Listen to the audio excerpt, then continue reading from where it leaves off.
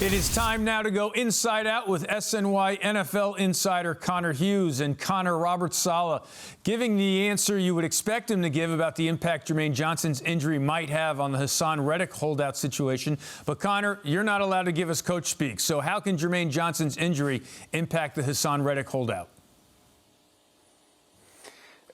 It's an interesting thing, Eamon, because I almost feel like if the Jets had lost Will McDonald, it would impact the Haason Reddick situation a little bit more, because Will McDonald is a pure pass rusher and Haason Reddick is a pure pass rusher. What the Jets have in Jermaine Johnson and why this loss is so potentially catastrophic is he is one of the stabilizing forces on this defense because he does everything well. He's not necessarily as dominant as a TJ Watt. He's not as dominant as a Nick Bosa. He's not spectacular at one thing, but he just does everything well. He is stout pass rusher. He is stout against the run, and it's hard to replace that because there really isn't another player on this roster that does that. I think Will McDonald is going to see an influx of snaps. Now you're going to see McGregor get involved as well. Watts might have his development accelerated to try to get him on the field as well, as long as Takk McKinley, who's playing his first action a little over a year because he sat out of football pretty much all of last season. But this is not so easily rectified, I should say, as simply signing Haason Reddick and saying, oh, all is fixed, because Reddick and Jermaine Johnson, they're not the same player. Yeah, obviously a major loss for Gangrene there on defense. All right, now to the Giants, and with Graham Gano expected to miss some time, Big Blue held kicker workouts on Monday. Connor, Brian Daboll was pressed afterwards on Sunday about his decision to play Gano against Washington. What could he have done? What should he have done?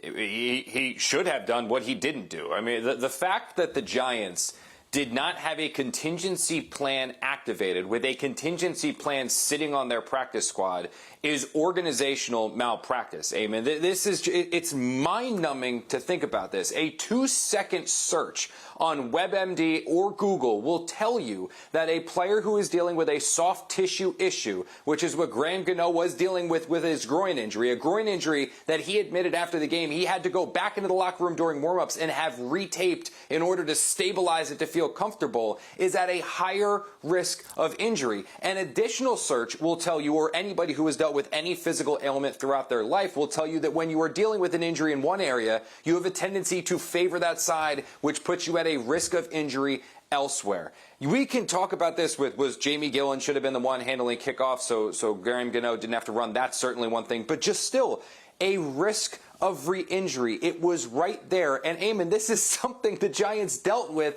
last season. It's just, I can't 24 hours later still wrap my head around the fact that they just went out there with Graham Gano and only Graham Gano as their option. And honestly, this is a situation where we talk about a coach potentially losing a team. These are players that are prideful. These are players that want to believe that the men leading them are putting them in the best chance to win. Brian Daboll and this organization are why the Giants did not beat Washington, because they didn't have the wherewithal to think forward and ahead here to have a backup plan in place, and the Giants lost because of it. And again, as you pointed out, they had experience with this, dealing with the exact same issue last year. And you led me to my next question then, because there were not great expectations for this team this year, let's be honest. But I don't think people expected to have Brian Daboll asked about his job security after just 2 games either. So, Connor, how bad can it get for Daboll this season? Very, very bad for Daboll. I mean, look at these next 2 games the Giants have. It's Cleveland, it's Dallas. Those figure to be 2 losses. Then you're in Seattle, Cincinnati, you've got Philadelphia, you've got Pittsburgh. The Giants could be staring at 0-5, 0-6, 0-7. And if you're doing that, I know it is early. After 2 games, it's early to ask somebody about their job security.